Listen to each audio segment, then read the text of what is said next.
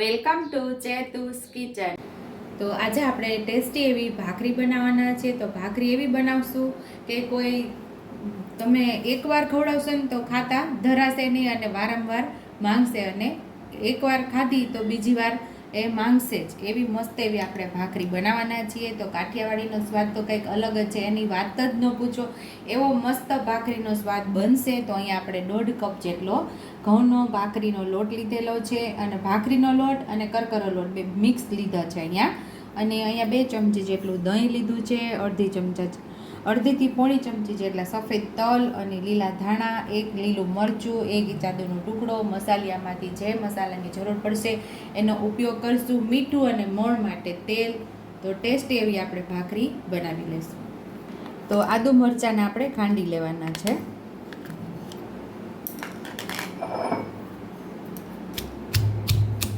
અને સાથે આપણે તલ પણ ઉમેરી દઈશું ખાંડવામાં જ.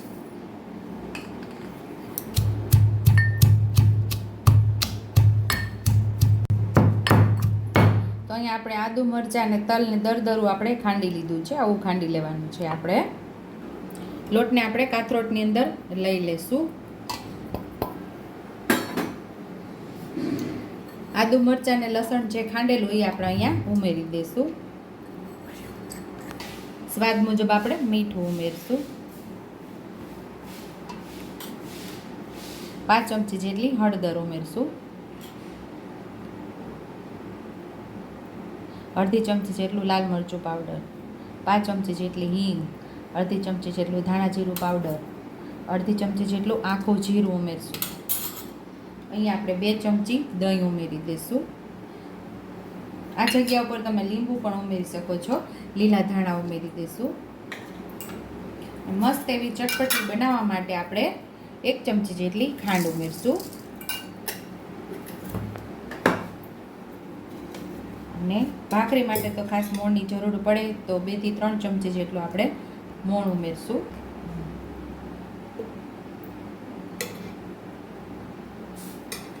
હવે આપણે બધું સરસ મિક્સ કરી લેવાનું છે, મોણ અને મસાલા.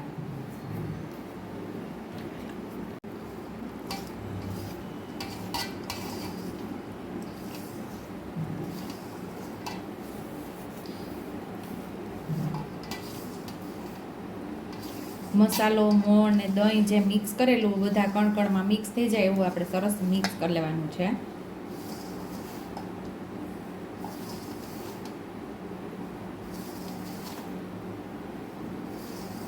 આવી ભાખરી તમે ક્યારેય નહીં બનાવી હોય, આ તમે નાસ્તામાં ખાઈ શકો કે ટ્રાવેલિંગમાં પણ આ ભાખરી લઈ જઈ શકો. આ ભાખરી તમે ટ્રાવેલિંગમાં લઈ જવી હોય ને તો આની અંદર આપણે જ્યારે દહીં ઉમેર્યું છે એ જગ્યા ઉપર તમારે અડધું લીંબુ ઉમેરવાનું.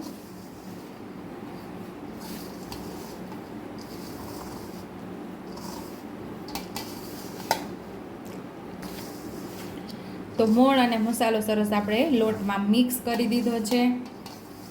અહીંયા હવે આપણે થોડું થોડું પાણી ઉમેરીને કઠણ એવો ભાખરીનો જે રેગ્યુલર લોટ બાંધીએ છીએ એવો જ લોટ બાંધી લેવાનો છે.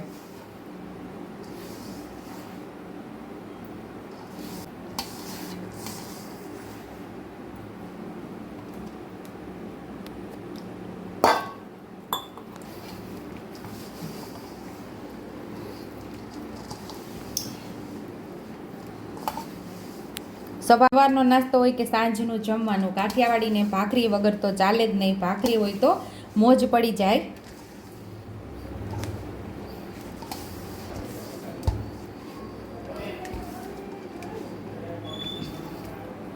આવો આપણે કઠણ લોટ બાંધી લેવાનો. આની અંદર આપણે આદુ મરચાંની પેસ્ટ ઉમેરેલી છે એટલે લોટ પડ્યો રહેશે, એટલે થોડો ઢીલો થશે, એટલે માપે લોટ થઈ જશે. એટલે આવો આપણે કઠણ લોટ બાંધશું તો જ આપણી ભાખરી વ્યવસ્થિત થશે. તો અહીંયા આપણો લોટ સરસ બંધાઈ ગયો છે. તો હવે આપણે નાના નાના લુવા કરી લઈશું. મસ્ત એવી બજારમાં મસાલા ભાખરી મળે એવી જ આપણે નાના લુવા કરશું તો ભાખરી આપણી રેડી થશે. તો આવા બધા આપણે નાના લુવા કરી લેવાના છે.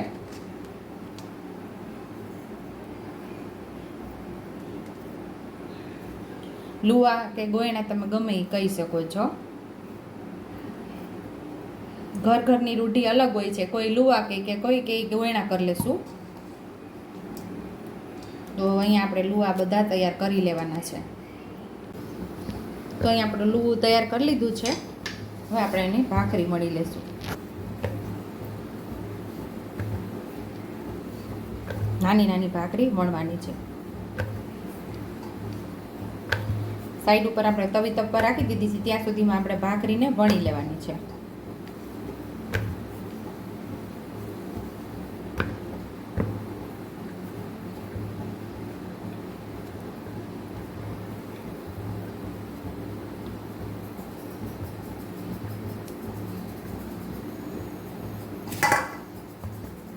સેમ આ જ રીતે બધી ભાખરીને આપણે વણી લેવાની છે.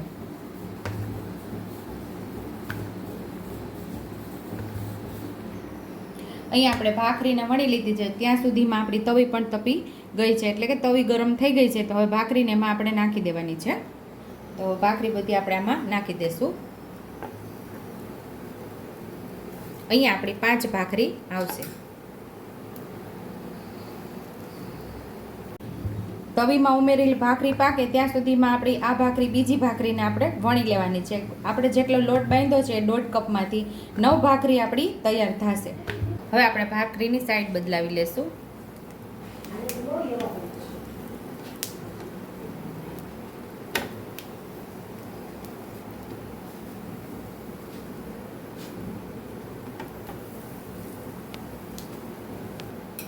તો આપણે બધી ભાખરીમાં ઉપરથી ઘી લગાવી દઈશું. તમે તેલ પણ લગાવી શકો છો, જે ટેસ્ટ ભાવે એ તમને.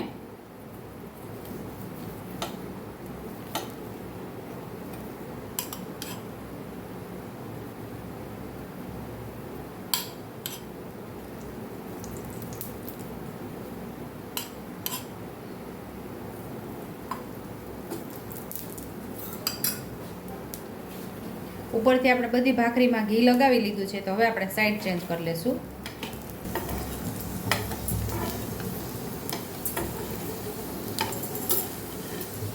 બીજી સાઈડ પણ સેમ એ જ રીતે આપણે ઘી લગાવી અને સરસ ભાખરીને ચોળવી લેવાની છે, એટલે કે પકાવી લેવાની છે બરાબર. કાઠિયાવાડી ભાષાની અંદર એવું કહેવાય કે બરાબર ચોળવજો એટલે ભાખરી મસ્ત થાય એમ.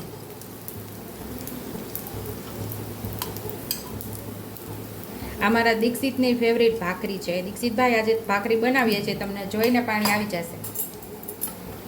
દીક્ષિતભાઈ અત્યારે અમદાવાદ છે, એટલા માટે હું કહું છું. તો બે સાઈડ મસ્ત એવી આપણે ભાખરીને ક્રિસ્પી તૈયાર કરી લેવાની છે. ગેસ આપણે સાવ મીડિયમ રાખ્યો છે. મીડિયમ ગેસ ઉપર ભાખરી આપણે પકાવીએ છીએ.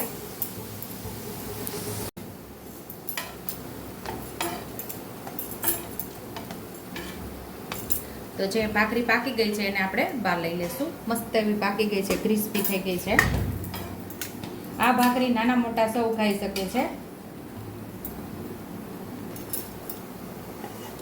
તો અહીં આપણી ભાખરી આ તૈયાર થઈ ગઈ છે. તો બીજી ભાખરી હવે આપણામાં ઉમેરી દેવાની છે.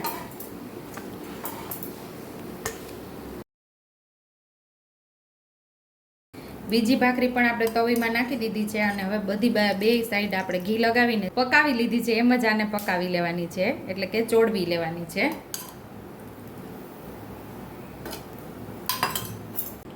તો ટેસ્ટી એવી કાઠિયાવાડીની પસંદગીની ભાખરી તૈયાર છે. તો અહીંયા આપણી મસાલા ભાખરી તૈયાર છે.